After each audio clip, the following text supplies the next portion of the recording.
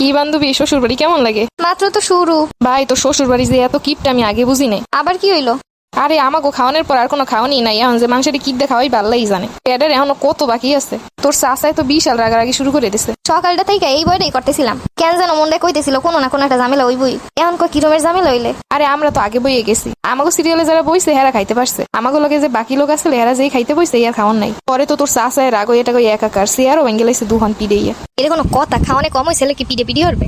আরে দোস্ত, আমাকে লোকে যারা বইছে আর ইচ্ছা মতো খাওয়া খাইছে, খাইতে পারবে না এরপর প্লেট ভরে ভরে নিয়ে এরপর হালাই দিস। শ্বশুর বাড়ি যে থাকবো মান সম্মানটাই নষ্ট করে দিছে। এখন মধ্যে কোনো বিবেক বুদ্ধি নাই। তো শ্বশুর বাড়ির লোক একটু বেশি খাওয়ান দাও না, আয়োজন করতো। তুই তো কইলে অনেক খাওয়ান হালাইয়াও দিছে, যারা খাইতে পারবে না নিয়ে নিয়ে হালাই দিস। হিসেব করা মানুষের খাওয়ান আয়োজন করলে যদি হালাই দেয় তো কম পড়বি। হয় এটাই ঠিক। এরকমের আয়োজন করে বিয়ে আসছে, পলাই যাওয়া যথেষ্ট ভালো। ভালো হয়েছে দোস্ত, আমি বলাই যাবো, তোর বিয়েটা দেখে আমার শিক্ষা হয়ে গেছে। বিশ্বাস করে বিয়ে বিয়ে পেয়ারা আমার আর ভাল লাগে না। একটার পর একটা গ্যাঞ্জাম হইতেই আছে। গ্যাঞ্জাম গুলো করতেছে সবাই মুরব্বী গুলো, বুঝতে হইলে ইচ্ছে করে গ্যাঞ্জাম গুলো বাতাইতেছে বিয়েটার সময়। বিয়ে বাড়িতে এমন হয় যেন হাঙ্গা জীবন কোনো কিছু খায় নাই। এগুলো হয়ে যে কি পায় শেষে মাইয়েরই বোকা লাগে শ্বশুর বাড়িতে, সারা জীবনে এইসব কথা কয়ে করেও না লাগে। বান্ধবী মন খারাপ করিস না, ঠিক হয়ে যাইব না। তুই খাইছো কিছু? আর খাওয়া যেই দিন হইতে বিয়ে হয়েছে এই দিন হইতে এই পর্যন্ত মানে 2 গেল ভাত খাইছিলাম। হয় বিয়ের দিনও তুই কিছু খাও নাই? বিয়ের দিন যে কার গ্যাঞ্জাম গুলো হয় আর সাজাসাজি নিয়ে যে কাহিনী গুলো করে এরপর আর খাওয়ানোর ইচ্ছা থাকে। হয় বেটা, তোর বিয়েটা কেমনে কেমনে যেন ওই আবার শেষ হয়ে গেলে। ভাবছিলাম 7 দিন পর্যন্ত তোর বিয়ে আনন্দ ফুর্তি করবো, 7 দিন তো দূরে থাক, প্রথম দিনই শেষ। আর মজা মজা তো দূরে থাক, শান্তিরও খোঁজ পাইলাম না বিয়ে। না আছে মনে শান্তি, না আছে ঘুম, না আছে খাওয়া। এটারে বলে কয় পারিবারিক বিয়া। যাই হোক দোস্ত, এখনো প্ল্যান একটা আমাকে আছে, কিন্তু বাসর করে একটা সেই চমক আছে। আর চমক? বিয়ের আগে মনে করছিলাম বিয়ে শাদী যেন কত আনন্দ মজার, যেই দিন হইতে বিয়ের কাহিনী শুরু হয়েছে এই দিন হইতে টের পাইতেছে বিয়ে যে কত মজা। ওই যে সবাই রেডি হয়ে গেছে, চল এখন বেরোন লাগবে। শোন, জামাই যখন আইবে না এই সময় তুই বোন নান একদম ঘন্টা দিয়ে বই থাকি, লড়বি চড়বি না। আমার শরম করে।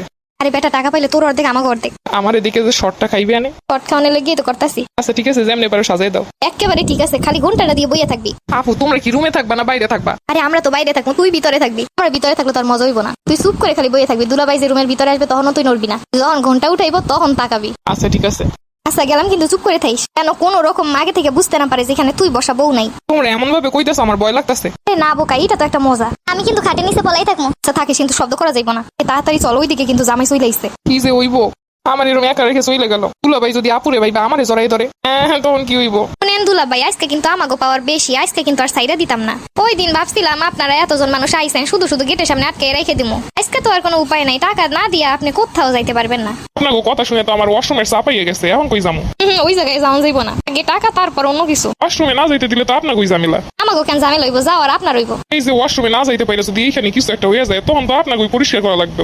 সেই সময়টা বেআইন সহ্য করতে পারবেন তো? আগো বেআই, আপনি এত সহজ কেন ভাবতাছেন? আপনি কি ভাবছেন আপনি এখানে কিছু একটা কইরা ফেলাইলে কি আমরা পরিষ্কার করবো? আপনারা দিয়ে পরিষ্কার করামু? বিয়ে কইরা যদি আপনারা গেট ধরার সময় টাকাই না দিতে পারেন তাইলে আপনাদের দিয়ে পরিষ্কার করুনই যায়। আচ্ছা যান, 500 টাকা দিমু না। দিনা এইবার আর তা হইতো না, বিয়ের দিনের কথা বুইলা যান, 500 টাকা দিয়ে রক্ষা পেয়ে গেছিলেন। 500 টাকা কি কম টাকা নাকি? আচ্ছা ঠিক আছে, 500 টাকা লাগবো না, উল্টো আপনারা আমরা 500 টাকা দিতাছি। আর 500 টাকা দিয়ে বাড়িতে গিয়ে মুড়ি খান, আর আমাগো বোন আমাগো কাছেই থাকুক, আপনাদের কাছে দিতাম না। দোস্ত অবস্থা কিন্তু ভালো না, বেশি এদিক ওদিক করলে কিন্তু বউ আর দিব না। আরে বেটা থাম, বউ গেলে বউ হইব, টাকা গেলে কি টাকা হইব? 2 দিন বিয়ে করে দেখতেছি বউ ছাড়া আর কিছু বুঝতেছিস না। এটা যা করবি কর, দাঁড়াই থেকে পাই ব্যথা করতেছে, এমনিতেই অনেক পরিশ্রম গেছে সারাদিন। তাহলে কাজ কর, 5,000 10,000 যাচাই দিয়ে দে। আরে বেটা 10,000 টাকা কি আমি লই আইছি নাকি? আমার সারা মাসের স্যালারি তো 10,000 টাকা, আমি যদি গেটই দিই 10,000 বউ খামো কি দিয়া? তাইলে চুপ করে থাক, কথা দিয়ে গেট ছাড়াইতে আসি, টাকা লাগবো না। কি দুলাভাই, মতি গতি তো ভালো থাকতাছি না, দ্রুত 20,000 টাকা বাইর করেন আর বাসর করে চইলা যান। এইটা কেমন হইলো না? যার বিয়ে তার হুশ নেই, পাড়াপড়শির ঘুম নেই।